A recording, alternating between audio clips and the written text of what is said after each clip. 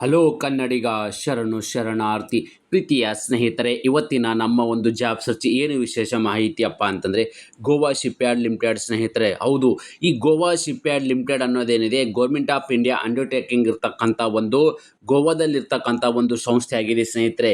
ಈ ಒಂದು GSL ಅನ್ನೋದೇನಿದೆ ಅಂದರೆ ಗೋವಾ ಶಿಪ್ಯಾರ್ಡ್ ಲಿಮಿಟೆಡ್ ಅನ್ನೋದು ಮಿನಿರತ್ನ ಕಂಪ್ನಿಯಾಗಿದೆ. ಈ ಒಂದು ಕಂಪ್ನಿಯಲ್ಲಿ ಎಷ್ಟೋ ಒಂದು ಹುದ್ದೆಗಳ ಅರ್ಜಿಗಳನ್ನು ಆಹ್ವಾನಿಸಲಾಗಿದೆ.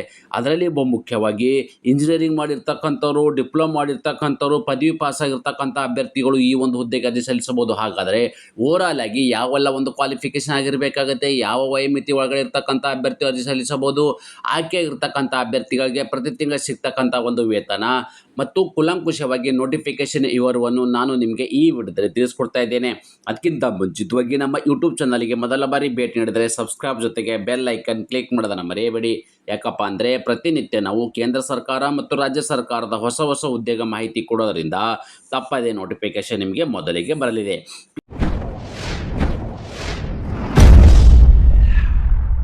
ಪ್ರೀತಿಯ ಸ್ನೇಹಿತರೆ, ಯಾವೆಲ್ಲ ಒಂದು ಹುದ್ದೆಗಳ ಅರ್ಜಿಗಳನ್ನು ಆಹ್ವಾನಿಸಲಾಗಿದೆಯಪ್ಪ ಅಂತ ಹೇಳಿದ್ರೆ ನೋಡಿ, ಗೋವಾ ಶಿಪ್ಯಾರ್ಡ್ ಅನ್ನೋದೇನಿದೆ ಮಿನಿಸ್ಟ್ರಿ ಆಫ್ ಡಿಫೆನ್ಸ್ ಕಂಪ್ನಿಯಾಗಿದ್ದು, ಈ ಮಿನಿರತ್ನ ಕಂಪ್ನಿಯಲ್ಲಿ ನೀವು 1 ವರ್ಷದ ಅಪ್ರೆಂಟಿಸ್ ಟ್ರೈನಿಗೆ ಹುದ್ದೆಗಳ ಅರ್ಜಿಗಳನ್ನು ಆಹ್ವಾನಿಸಲಾಗಿದೆ. ನೋಡಿ, 1 ವರ್ಷದ ಅಪ್ರೆಂಟಿಸ್ ಟ್ರೈನಿಂಗ್ ಹುದ್ದೆಗೆ ಅರ್ಜಿಗಳನ್ನು ಆಹ್ವಾನಿಸಲಾಗಿದೆ.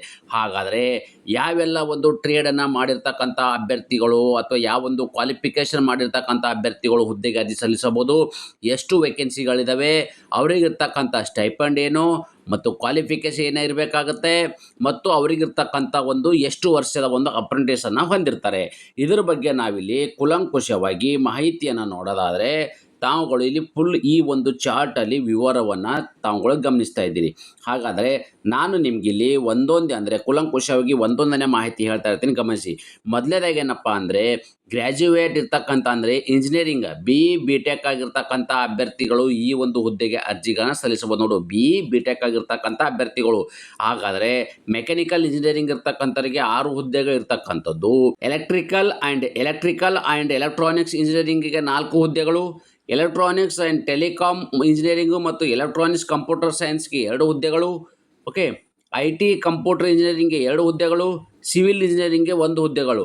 ಅವರಿಗೆ ಇರ್ತಕ್ಕಂಥ ಒಂದು ಸ್ಟೈಪಂಡ್ ಎಷ್ಟಪ್ಪ ಅಂತ ಹೇಳಿದ್ರೆ ಇಲ್ಲಿ 12,300 ರೂಪಾಯಿ ಅವರಿಗೆ ಪ್ರತಿ ತಿಂಗಳು ಸಿಗ್ತಕ್ಕಂಥ ಒಂದು ಸ್ಟೈಪಂಡ್ ಆಗಿದೆ. ಹಾಗಾದರೆ ಅದರಲ್ಲಿ BE ಅಥವಾ BTech ಆಗಿರ್ತಕ್ಕಂಥ ಅಭ್ಯರ್ಥಿಗಳು, ನಾನು ನಿಮಗೆ ಮೊದಲೇ ಹೇಳಿದೆ ಯಾವ್ಯಾವ ಇಂಜಿನಿಯರಿಂಗನ್ನು ಹೊಂದಿರಬೇಕು ಅಂತ. ಇದರಲ್ಲಿ ನೀವು BE BTech ಆಗಿರ್ತಕ್ಕಂಥ ಅಭ್ಯರ್ಥಿಗಳು ಈ ಒಂದು ಹುದ್ದೆಗೆ ಅರ್ಜಿಗಳನ್ನು ಸಲ್ಲಿಸಬಹುದು. ಹಾಗಾದರೆ ಎಷ್ಟು ವರ್ಷದ ಅವಧಿಗಿರ್ತದೆಪ್ಪ ಅಂದರೆ 1 ವರ್ಷದ ಕಾಲಿಗೆ ನಿಮಗೆ ಇದು ಅಪ್ರೆಂಟಿಸ್ ಅವಧಿ ಇರಲಿದೆ. ಅಂದರೆ ನೀವು ಈ 1 ವರ್ಷದ ಅಪ್ರೆಂಟಿಸ್ಗೆ ಆಯ್ಕೆಯನ್ನು ಆಗಿರ್ತೀರಿ.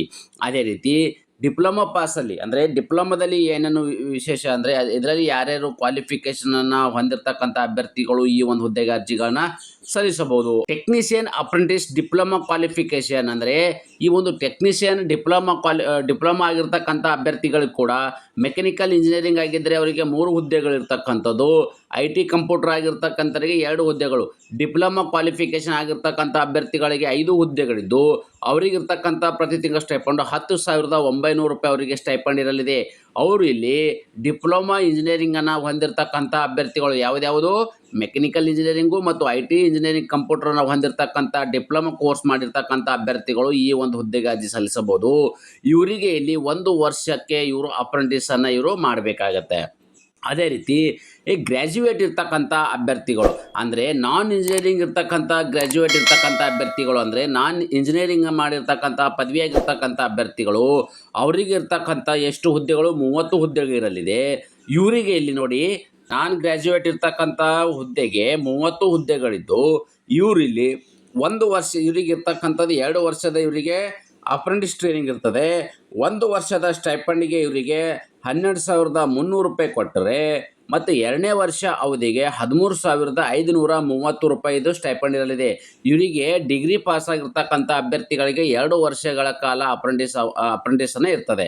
ಓಕೆ, ಇದರಲ್ಲಿ ಈ ನಾನ್ ಗ್ರ್ಯಾಜುಯೇಟಲ್ಲಿ ಯಾವ ಯಾವ ಕೋರ್ಸನ್ನು ಮಾಡಿರಬೇಕಪ್ಪ ಅಂದರೆ BCom ಮತ್ತು BA ಮತ್ತು BSc ಹೊಂದಿರತಕ್ಕಂಥ ಅಭ್ಯರ್ಥಿಗಳು ಈ ಒಂದು ಹುದ್ದೆಗೆ ಅರ್ಜಿ ಸಲ್ಲಿಸಬಹುದು. ನೋಡಿ, BCom BA ಮತ್ತು BSc ಹೊಂದಿರತಕ್ಕಂಥ ಅಭ್ಯರ್ಥಿಗಳು ಈ ಒಂದು ಹುದ್ದೆಗೆ ಅರ್ಜಿ ಸಲ್ಲಿಸಬಹುದು. ಹಾಗಾದರೆ ಯಾವ ಒಂದು ವರ್ಷದ ಒಳಗಡೆ ಪಾಸ್ ಆಗಿರ್ತಕ್ಕಂಥ ಅಭ್ಯರ್ಥಿಗಳು ಈ ಒಂದು ಹುದ್ದೆಗೆ ಅರ್ಜಿಗಳನ್ನು ಸಲ್ಲಿಸಬಹುದು ಅಂತ ನೋಡಿದರೆ 2024, 2025, 2026 ಒಳಗಡೆ ಹೊಂದಿರಬೇಕು. ಇಷ್ಟು ಒಳಗಡೆ ಮುಗಿಸಿರ್ತಕ್ಕಂಥ ಅಭ್ಯರ್ಥಿಗಳು ಈ ಒಂದು ಹುದ್ದೆಗೆ ಅರ್ಜಿಗಳನ್ನು ಸಲ್ಲಿಸಬಹುದು. ಅಂದರೆ 2024 ಹಿಂದೆ ಪಾಸ್ ಆಗಿರ್ತಕ್ಕಂಥ ಅಭ್ಯರ್ಥಿಗಳು ಈ ಒಂದು ಹುದ್ದೆಗೆ ಅರ್ಜಿ ಸಲ್ಲಿಸೋಕ್ಕಾಗೋದಿಲ್ಲ.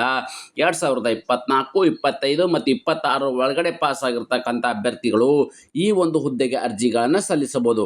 ಹಾಗಾದರೆ ಈ ಆಯ್ಕೆ ಪ್ರಕ್ರಿಯೆಯನ್ನು ಹೇಗೆ ನಡೀತದೆ ಅಂದರೆ, ಈ ಸೆಲೆಕ್ಷನ್ ಪ್ರೊಸೆಸನ್ನು ಹೇಗೆ ಮಾಡ್ತಾರಪ್ಪ ಅಂದರೆ, ಮೊದಲನೇದಾಗಿ ಒಂದು ನಿಮಗೆ ರಿಟರ್ನ್ ಎಕ್ಸಾಮನ್ನು ನಡೆಸ್ತಾರೆ. ಈ ರಿಟರ್ನ್ ಎಕ್ಸಾಮಲ್ಲಿ ಕ್ವಾಲಿಫೈ ಆಗಿರ್ತಕ್ಕಂಥ ಅಭ್ಯರ್ಥಿಗಳನ್ನು ನಿಮಗೆ ಇಲ್ಲಿ ಇಂಟ್ರೂವ್ ಮಾಡಿ ಮತ್ತು ಪ್ರಾಕ್ಟಿಕಲ್ ಟೆಸ್ಟ್ ಕೂಡ ಮಾಡಲಾಗೋದು. ನೋಡಿ, ಮಧ್ಯದಾಗಿ ಒಂದು ರಿಟರ್ನ್ ಎಕ್ಸಾಮಿಷನ್ ಮಾಡ್ತಾರೆ. ಆ ರಿಟರ್ನ್ ಎಕ್ಸಾಮಿಷನ್ ಆದಮೇಲೆ ಪ್ರಾಕ್ಟಿಕಲ್ ಟೆಸ್ಟ್ ಇರುತ್ತೆ. ಆ ಪ್ರಾಕ್ಟಿಕಲ್ ಟೆಸ್ಟಲ್ಲಿ ಕ್ವಾಲಿಫೈ ಆಗಿರ್ತಕ್ಕಂಥ ಅಭ್ಯರ್ಥಿಗಳನ್ನ ಫೈನಲ್ ಆಗಿ ಇಂಟ್ರೂವ್ ಮಾಡಿ ಮೆರಿಟ್ ಆಧಾರದ ಮೇಲೆ ಅಭ್ಯರ್ಥಿಗಳನ್ನು ನೇಮಕಾತಿ ಮಾಡಲಾಗುವುದು. ಸ್ನೇಹಿತರೆ, ಈ ಅರ್ಜಿಗಳನ್ನು ಹೇಗೆ ಸಲ್ಲಿಸಬೇಕು ಅಂತ ಹೇಳಿದ್ರೆ, ತಾವುಗಳು ಇಲ್ಲಿ ಗಮನಿಸಬಹುದು. ಈ ಅರ್ಜಿ ಎಲ್ಲವೂ ಅಪ್ರೆಂಟಿಸ್ ಹುದ್ದೆ ಇದ್ದಾವೆ. ಈ ಅಪ್ರೆಂಟಿಸ್ ಹುದ್ದೆಗೆ ನೀವು ಆಫ್ಲೈನ್ ಮೂಲಕವೇ ಅರ್ಜಿಗಳನ್ನು ಸಲ್ಲಿಸಬೇಕು. ಈ ಆಫ್ಲೈನ್ ಮೂಲಕ ಅರ್ಜಿ ಸಲ್ಲಿಸಬೇಕಾದ್ರೆ ಅಪ್ಲಿಕೇಶನ್ ನೀವು ಕಳಿಸ್ಕೊಡ್ತಕ್ಕಂಥ ಅಡ್ರೆಸ್ ಈ ರೀತಿ ಇದೆ. ತಾವುಗಳು ಇಲ್ಲಿ ಗಮನಿಸ್ತಾ ಇದ್ದೀರಿ. Head of department HR and admin, Goa shipyard limited, Vadem, Vasco da Gama, Goa 403802 ಈ ಒಂದು ಅಡ್ರೆಸ್ಗೆ ತಮ್ಮ ಆಫ್ಲೈನ್ ಮೂಲಕ ಅರ್ಜಿಗಳನ್ನು ಕಳಿಸ್ಕೊಡ್ತಕ್ಕಂಥದ್ದು. ಹಾಗಾದರೆ ಈ ಒಂದು ಅರ್ಜಿಗಳನ್ನು ಯಾವ ದಿನಾಂಕದ ಒಳಗಡೆ ಕಳಿಸ್ಕೊಡ್ಬೇಕು ಅಂತಂದರೆ, ತಾವುಗಳು ಇಲ್ಲಿ ಗಮನಿಸಬಹುದಾಗಿದೆ. 15/7/2026 ಒಳಗೆ ಈ ಒಂದು ಹುದ್ದೆಗೆ ಅಪ್ರೆಂಟಿಸ್ ಹುದ್ದೆಗೆ ಅರ್ಜಿ ಸಲ್ಲಿಸಿರ್ತಕ್ಕಂಥ ಅಭ್ಯರ್ಥಿಗಳು 15/7/2026 ದಿನಾಂಕದ ಒಳಗಾಗಿ ಈ ಒಂದು ಅಡ್ರೆಸ್ಗೆ ತಮ್ಮ ಅರ್ಜಿಗಳನ್ನು ಕಳಿಸ್ಕೊಡ್ಬೇಕು. ಹಾಗಾದರೆ ಆ ಒಂದು ಅಪ್ಲಿಕೇಶನ್ ಫಾರ್ಮೇಟ್ ಕೂಡ ನಾನು ನಿಮಗೆ ಇಲ್ಲಿ ಹೇಳ್ತಾ ಇದ್ದೀನಿ, ಗಮನಿಸಿ. ನೋಡಿ ಸ್ನೇಹಿತರೆ, ಈ ಒಂದು ಅಪ್ಲಿಕೇಶನ್ ಫಾರ್ಮ್ಯಾಟ್ ಈ ರೀತಿ ಇರಲಿದೆ. ರೀಸೆಂಟ್ ಇರ್ತಕ್ಕಂಥ ನಿಮ್ಮದು ಪಾಸ್ಪೋರ್ಟ್ ಸೈಜ್ ಫೋಟೋನ ಅಂಟಿಸಿ, ಓಕೆ, ನಿಮ್ಮಲ್ಲಿರ್ತಕ್ಕಂಥ ಯಾವ ಒಂದು ಹುದ್ದೆಗೆ ನೀವು ಅರ್ಜಿಗೆ ಸಲ್ಲಿಸ್ತಾ ಇದ್ದೀರಿ ಅಂದರೆ ಯಾವ ಒಂದು ಕ್ವಾಲಿಫಿಕೇಷನ್ ಮಾಡಿರ್ತಕ್ಕಂಥ ಅಭ್ಯರ್ಥಿಗಳು ನಿಮ್ಮ ಹೆಸರನ್ನು ಬರೀರಿ, father name, date of birth, okay, ಏಜನ್ನು ಬರೀರಿ, ಪರ್ಮನೆಂಟ್ ಅಡ್ರೆಸ್ಸು ಮತ್ತು ಕರೆಸ್ಪಾಂಡೆನ್ಸ್ ಅಡ್ರೆಸ್ಸು, ನಿಮ್ಮ ಮೊಬೈಲ್ ನಂಬರು, ಆಲ್ಟರ್ನೇಟ್ ನಂಬರ್ ಇರ್ತಕ್ಕಂಥದ್ದು, ಇಮೇಲು, ನ್ಯಾಷನಾಲಿಟಿ ಇಂಡಿಯನ್ ಅಂತ ಬರೀ, ಡೊಮೆಸಿಲ್ ಗೋವಾ ಇದ್ದರೆ ಕರ್ನಾಟಕ ಫಾರ್ ಎಕ್ಸಾಂಪಲ್ ಯಾವುದಿದ್ರೆ ಬರೀರಿ, ಓಕೆ, ರಿಲಿಜನನ್ನು ಬರೀರಿ, ಎಂಪ್ಲಾಯ್ಮೆಂಟ್ ಎಕ್ಸ್ಚೇಂಜ್ ನಂಬರ್ ಇದ್ದರೆ ಎಂಪ್ಲಾಯ್ಮೆಂಟ್ ಎಕ್ಸ್ಚೇಂಜ್ ನಂಬರನ್ನು ಬರೀರಿ, ಯಾವ ಕ್ಯಾಟಗಿರಿ ಅಭ್ಯರ್ಥಿಗಳಾಗಿದ್ರು ಎಂಬುದನ್ನು ಮೆನ್ಷನ್ ಮಾಡಿ.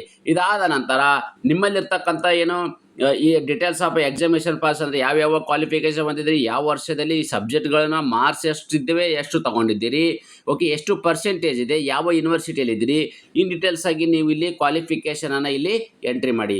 ಈ ಕ್ವಾಲಿಫಿಕೇಷನನ್ನು ಎಂಟ್ರಿ ಆದ ಬಳಿಕ ನೀವೇನು ಮಾಡಬೇಕು, ಲಾಸ್ಟಿಗೆ ಫೈನಲ್ ಆಗಿ ಇಲ್ಲಿ ತಾವುಗಳು ಇಲ್ಲಿ ಗಮನಿಸ್ತಾ ಇದ್ದೀರಿ, ಇಲ್ಲಿ ಡೇಟನ್ನು ಹಾಕಬೇಕಾಗುತ್ತೆ, ಪ್ಲೇಸು ಮತ್ತು ಇಲ್ಲಿ ಸಿಗ್ನೇಚರನ್ನು ಮಾಡಿ ಈ ಒಂದು ಅಪ್ಲಿಕೇಶನ್ ಫಾರ್ಮ್ಯಾಟನ್ನು ನಾನು ಹೇಳಿದ್ದ ಒಂದು ಅಡ್ರೆಸ್ಗೆ ನಿಮ್ಮಲ್ಲಿರ್ತಕ್ಕಂಥ ದಾಖಲಾತಿಗಳು ಅಂದರೆ ನೀವು ಡಿಗ್ರಿ ಮಾಡಿದ್ರೋ, ಡಿಪ್ಲೊಮಾ ಮಾಡಿದ್ರೋ ಅಥವಾ BTech ಮಾಡಿರ್ತಕ್ಕಂಥ ಅಭ್ಯರ್ಥಿಗಳು ಯಾವ ಒಂದು ಹುದ್ದೆಗೆ ಅರ್ಜಿ ಸಲ್ಲಿಸ್ತಾ ಇದ್ರಿ ಅದರಲ್ಲಿರ್ತಕ್ಕಂಥ ದಾಖಲಾತಿಗಳು ಅಂದರೆ ಸರ್ಟಿಫಿಕೇಟ್ ಇರ್ತದೆ, ಮಾರ್ಕ್ಸ್ ಶೀಟು, ಓಕೆ, ಕ್ಯಾಟಗರಿ ಅಭ್ಯರ್ಥಿಗಳಾಗಿದ್ದರೆ ನೀವು SC ST OBC ಅಭ್ಯರ್ಥಿಗಳಾದ ಅದರ ಡಾಕ್ಯುಮೆಂಟನ್ನು ಹಾಕಿ, ಸರ್ಟಿಫಿಕೇಟನ್ನು ಹಾಕಿ, ಅದರ ಜೊತೆಗೆ ಈ ಒಂದು ಅಪ್ಲಿಕೇಶನ್ ಜೊತೆಗೆ ಎನ್ವಾಲಪ್ಪಲ್ಲಿ ನೀವು ಕವರ್ ಮಾಡಿ ನಾನು ಹೇಳಿದ ಒಂದು ಅಡ್ರೆಸ್ಸಿಗೆ ನೀವು ಆರ್ಡಿನರಿ ಪೋಸ್ಟ್ ಅಥವಾ ಗೋವಾ ಲೋಕಲಲ್ಲಿರ್ತಕ್ಕಂಥ ಅಭ್ಯರ್ಥಿಗಳು ಡೈರೆಕ್ಟಾಗಿ ಗೋವಾ ಶಿಪ್ಯಾರ್ಡಲ್ಲಿ ಬಂದುಬಿಟ್ಟು ನೀವು ಅರ್ಜಿಗಳನ್ನು ಸಬ್ಮಿಟನ್ನು ಮಾಡಬಹುದಾಗಿದೆ.